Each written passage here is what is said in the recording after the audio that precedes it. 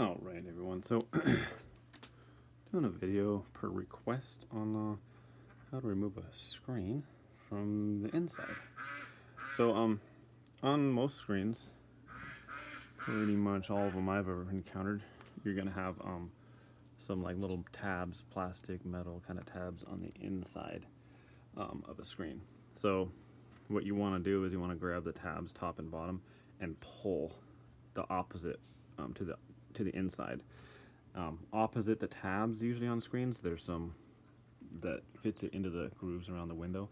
There's these little metal tension springs in the side of the screen, and once you put the screen into the grooves on that side and then you push it in into this, on this side you push it in, then the metal tension tabs on that side will push the screen and keep it in place in the little bracketed area. So in order to remove said screen, you just want to, okay, I'm gonna try and get a view here. Okay. So what I'm gonna be doing is grabbing, back it up a little bit, grabbing those tabs.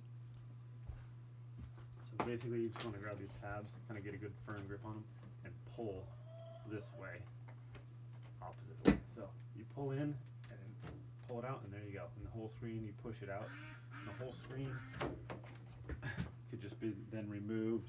And if you want to grab it and pull it inside, you keep hold on the tabs, push it out, kind of angle it, and then pull it in at an angle, kind of.